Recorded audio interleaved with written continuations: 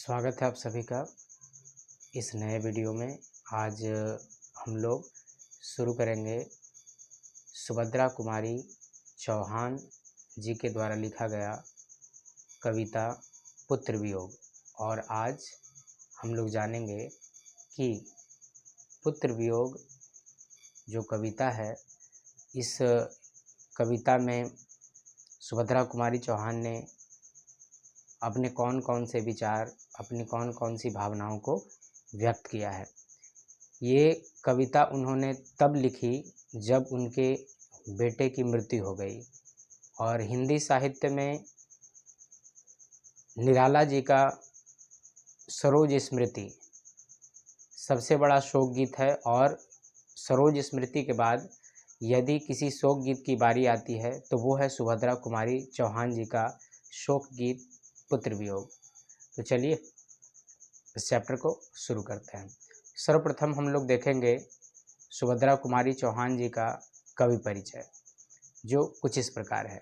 सुभद्रा कुमारी चौहान जी का जन्म 16 अगस्त सुभद्रा कुमारी चौहान जी का जन्म 16 अगस्त सन 1904 ईस्वी निहालपुर, इलाहाबाद, उत्तर प्रदेश में हुआ।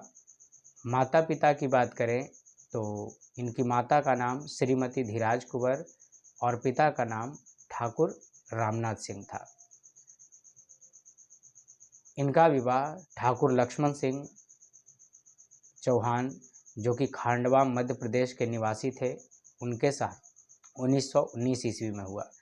ठाकुर लक्ष्मण सिंह अंग्रेजी सरकार द्वारा जब्त कूली प्रथा और गुलामी का नाश नामक नाटकों के प्रसिद्ध लेखक थे। इसके अलावा वे एक प्रसिद्ध पत्रकार और साथ ही साथ स्वतंत्रता सेनानी और कांग्रेस के नेता भी रह चुके हैं। इनके विषय में एक बात और ज़्यादा देखने लायक है कि क्रॉसवेथ गर्ल्स स्कूल इलाहाबाद में जब ये पढ़ती थी तब इनके साथ उस समय की प्रसिद्ध तत्कालीन कवित्री और लेखिका श्रीमती महादेवी वर्मा जो हैं पढ़ा करती थी। इन्होंने लेखन के अलावा समाज सेवा, राजनीति, स्वाधीनता संघर्ष में भी सक्रिय भागीदारी दी। अनेक बार जेल भी गई। मध्य प्रदेश के कांग्रेस पार्टी की एमएलए भी रही। और 9वीं के बाद इन्हें पढ़ाई छोड़नी पड़ी। रचनाओं की अगर हम बात करें तो मुकुल इनका पहला कविता संग्रह है, जो कि 1930 में प्रकाशित हुआ। त्रिधारा इनके चुनी हुई कविताओं का संग्रह है। बिखरे मोती इनका कहानी संग्रह है। सभा के खेल भी इनकी कहानी संग्रह है। मुकुल पर 1930 में हिंदी साहित्य सम्मेलन का शेक्सपियर पुरस्कार भी मिल चुका है। और ये बात ध्यान देने योग्य है कि हम लोग जो कविता अभी पढ़ने जा रहे हैं पुत्र वियोग, वो रचना जो है मुकुल में ही संकलित है। यानी हम लोग जो पुत्र वियोग कविता पढ़ने जा रहे हैं उनकी पुस्तक मुकुल में से ही पुत्र वियोग कविता ली गई है। मृत्यु की अगर हम बात करें तो इनकी मृत्यु जो है असामयिक मृत्यु हुई है। 15 जनवरी 1948 ईस्वी बसंत पंचमी के दिन नागपुर से जबलपुर वापसी के दौरान कार दुर्घटना में। अन्यथा अगर इनका जीवन लंबा रहता तो निश्चित तौर पर हिंदी साहित्य की ये और अधिक सेवा कर पाती।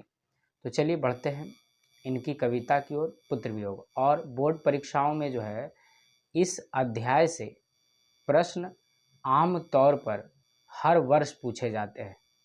इसलिए इस अध्याय को जो है जितने बेहतर तरीके से, जितने बेहतर ढंग से हम लोग पढ़ेंगे, हमारे लिए उतना अधिक फ़ायदेमंद होगा।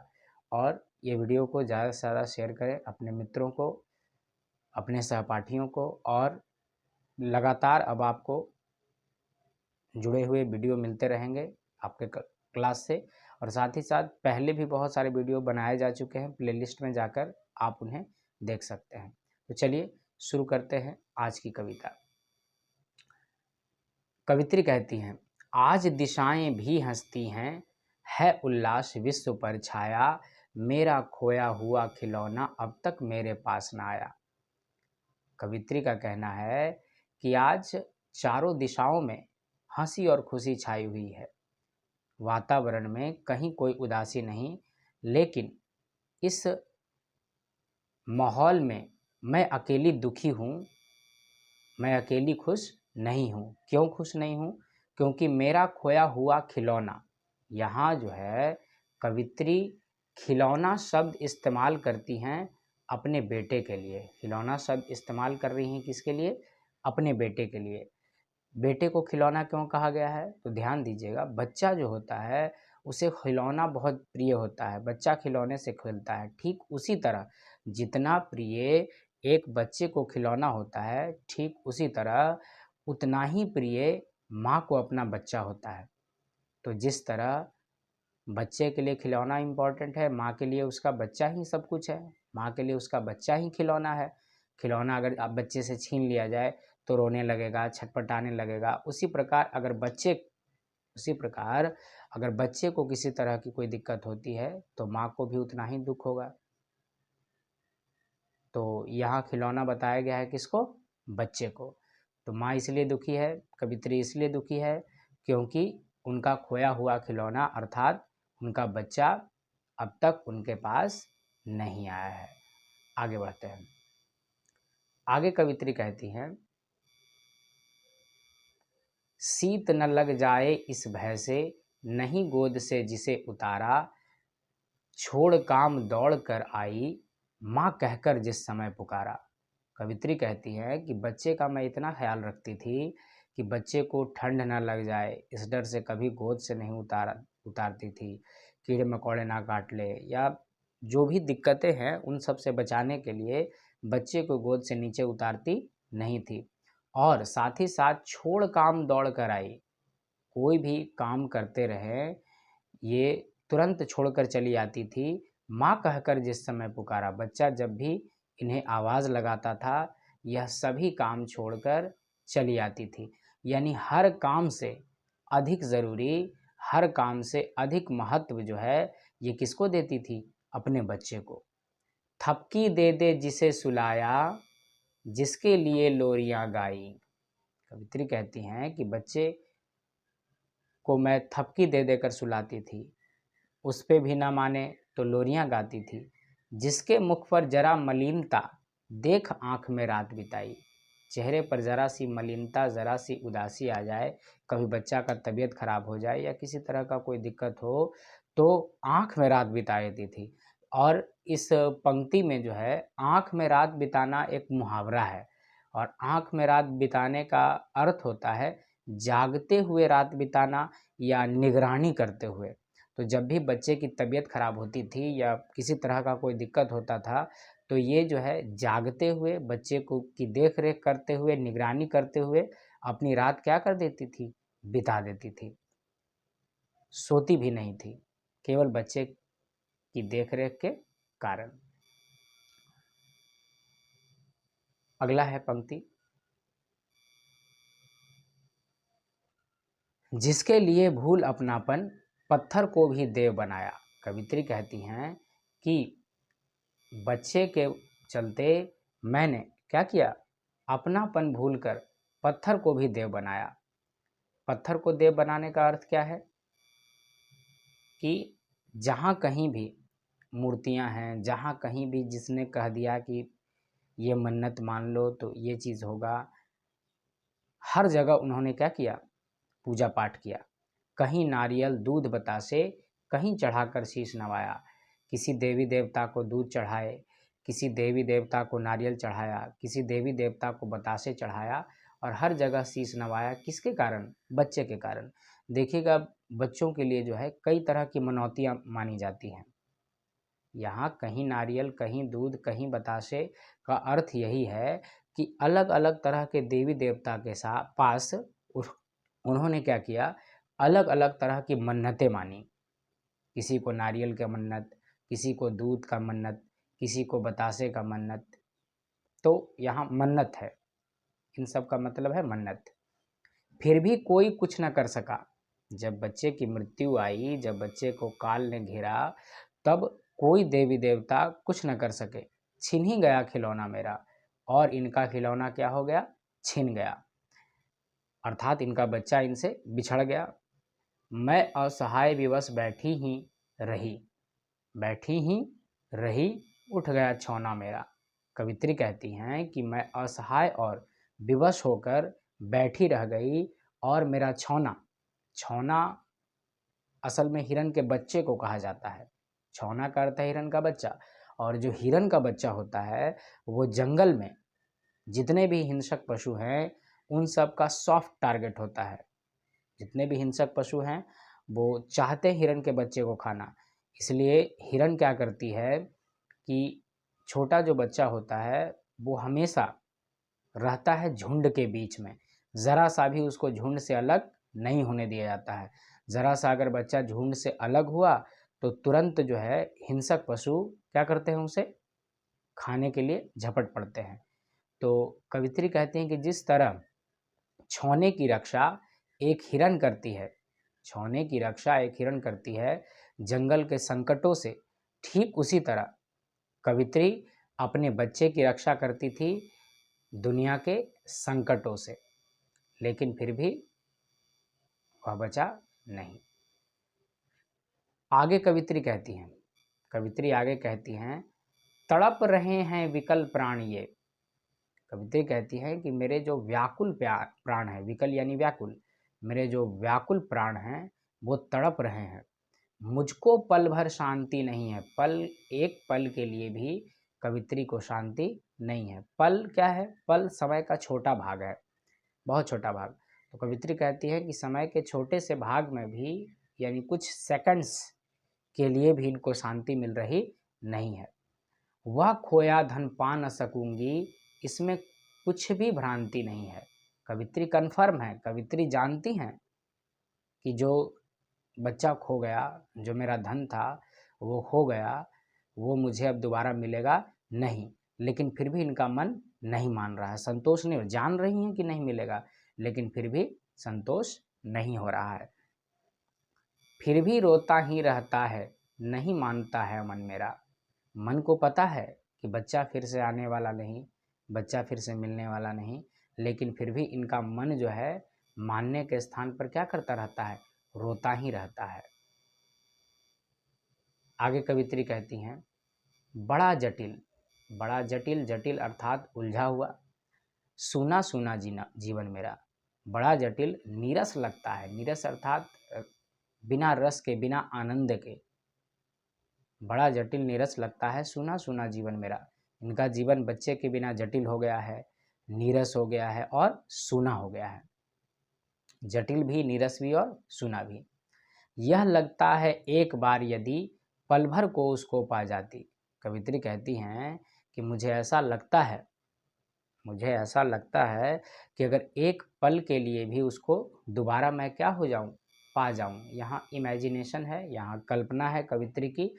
कवित्री कल्पना कर रही हैं कि एक बार फिर से यदि पल भर के लिए भी, थोड़ी देर के लिए भी बच्चा मुझे मिल जाए तो क्या करेंगी कवित्री, जी से लगा प्यार से सर सहला सहला उसको समझाती। कवित्री कहती हैं कि तब मैं उसे जी से लगाकर प्यार से सर सहलाऊंगी।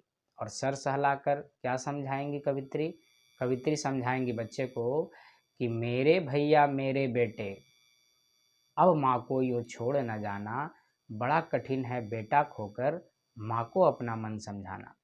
कवित्री कहती हैं, कल्पना कर रही हैं कि अगर बच्चा फिर से मुझे मिल जाए एक बार फिर से, तो मैं क्या करूँगी, मैं बच्चे को समझाऊंगी कि मेरे भैया मेरे बेटे, माँ को दोबारा छोड़कर मत जाना, क्योंकि बेटा खोकर माँ को मन समझाना बड़ा कठिन होता है।